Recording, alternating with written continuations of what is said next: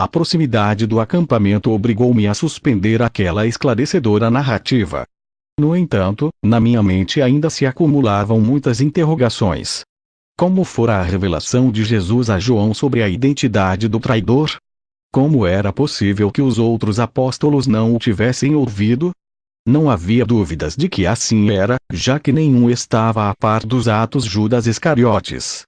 Só havia suspeitas. Era importante que, nas horas seguintes, arranjasse uma oportunidade para interrogar João.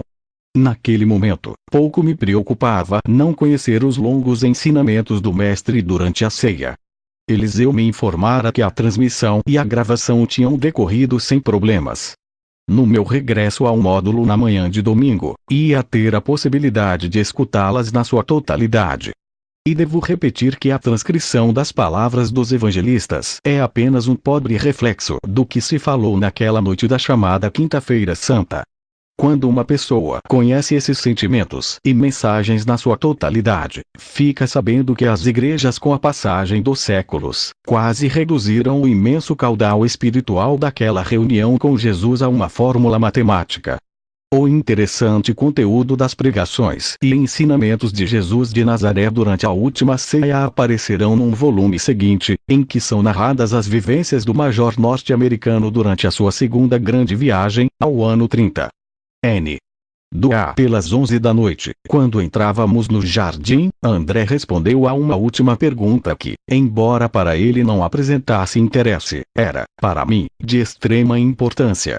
A minha pergunta se Jesus tinha ceado abundantemente, o discípulo, visivelmente surpreendido, respondeu que muito pouco. E acrescentou que, tal como tinha por hábito, o mestre não provou o delicioso assado de carneiro. Assim, o galileu apenas teria comido algumas das verduras e legumes, incluindo as ervas amargas, bem como um pouco de pão ázimo, vinho com água e, provavelmente, um pouco da sobremesa. Este dado era de indubitável valor, principalmente dadas as possíveis reações do organismo do Nazareno nas terríveis e prolongadas horas que tinha pela frente. As torturas, perda de sangue, esgotamento e dor dilacerante, se juntariam também uma notável falta de recursos energéticos, em consequência de uma ceia escassa e de um jejum total, a partir das 10 da noite daquela quinta-feira. Na primeira oportunidade, transmitia um módulo as características e volume aproximado dos alimentos que Jesus teria ingerido na ceia, bem como os tempos do começo e do fim. Segundo os meus cálculos, a refeição pascal, propriamente dita, pôde iniciar-se por volta das 8 ou 8:30 da noite, terminando, aproximadamente, hora e meia depois. O computador central do berço proporcionou-nos a seguinte tabela de calorias, sempre de uma forma estimativa, com base nos alimentos mencionados e que constituíram a dieta de Jesus naquela noite. Tendo em conta que cada uma das 4 taças de vinho fora misturada com água, isso somava um total aproximado de 300 calorias. Quanto às mancheias de nozes e amêndoas, alimentos de máximo poder energético de quantos o mestre ingerira, o computador calculou o número de calorias entre 500 e 600. Considerando, por último, que cada grama de gordura proporcionava 9 calorias, a chamada última ceia de Jesus de Nazaré resultou num total aproximado de 750 calorias. Um aporte energético muito baixo, tendo em conta as características físicas do gigante. O metabolismo basal de Jesus, quer dizer, o que o seu corpo necessitava diariamente para se manter com vida, sem fazer exercício, foi igualmente calculado por Papai Noel em 1728 calorias. No caso de um mestre desenvolver o mínimo de atividade física, andar, etc., o número se elevava a 3.000 ou 3.500 calorias, como consumo médio diário. O volume da taça foi calculado em 200 centímetros cúbicos, dos quais 100 correspondiam à água. Um litro de vinho representa um aporte energético de 700 calorias, aproximadamente. M2 O metabolismo basal de Jesus.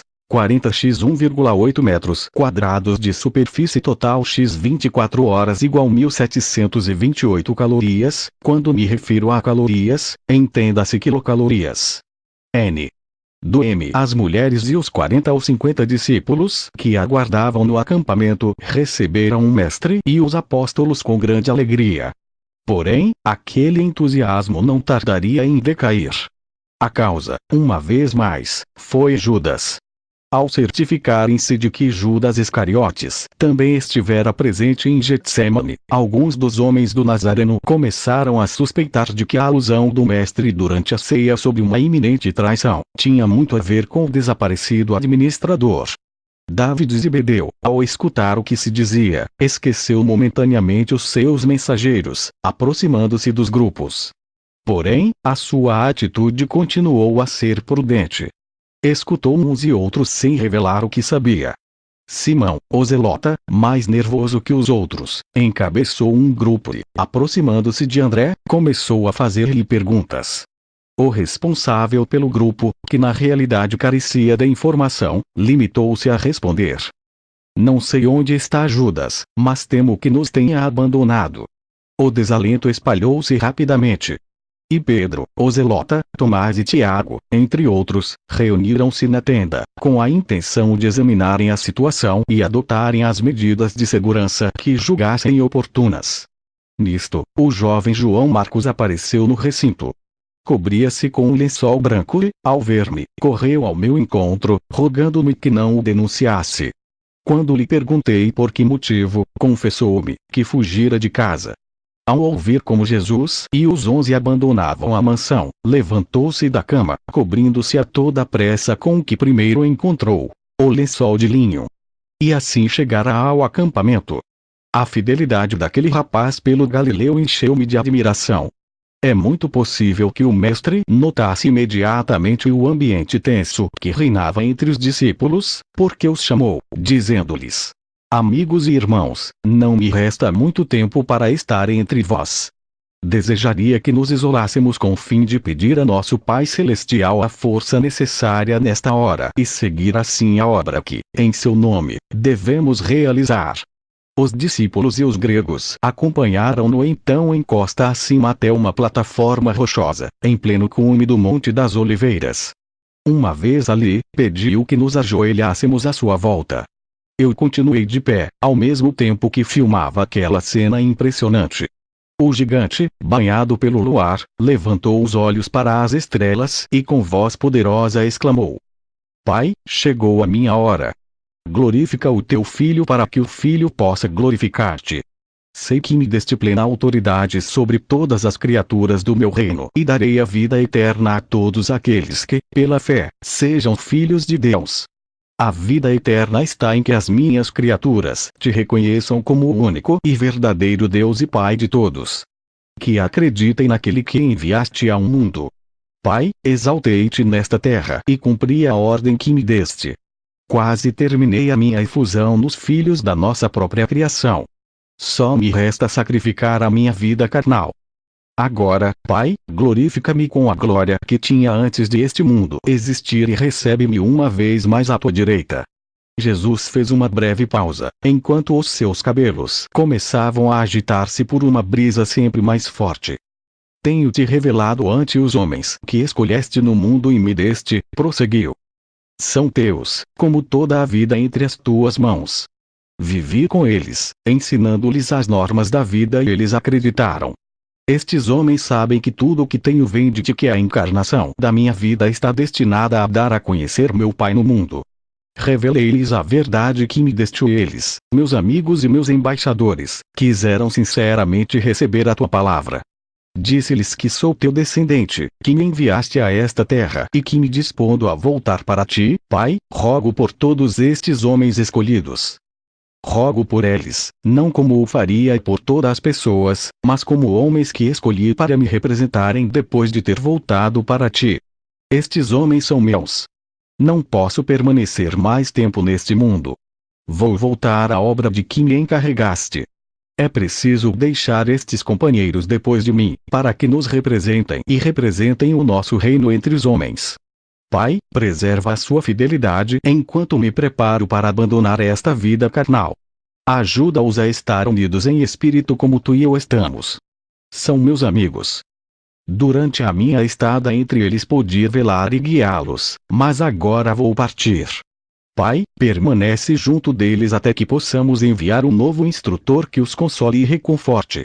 Deste-me 12 homens, e eu conservei todos menos um, que não quis manter a sua comunhão conosco.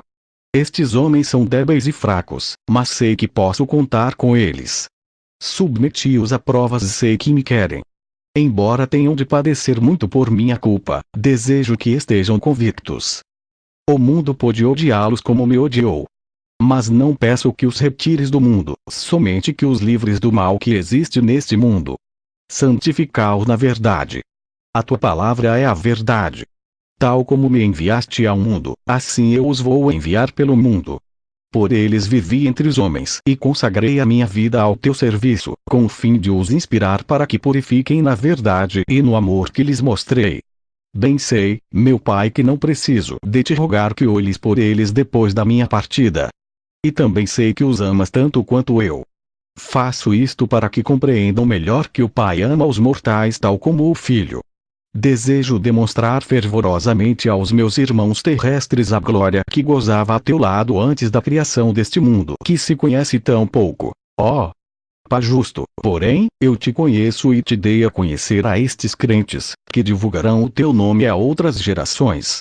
Prometo-lhes que estarás perto deles no mundo, da mesma maneira que estiveste comigo. Levantando os longos braços para o céu, Jesus concluiu: Eu sou o pão da vida, eu sou a água viva, eu sou a luz do mundo, eu sou o desejo de todas as idades, eu sou a porta aberta à salvação eterna, eu sou a realidade da vida sem fim.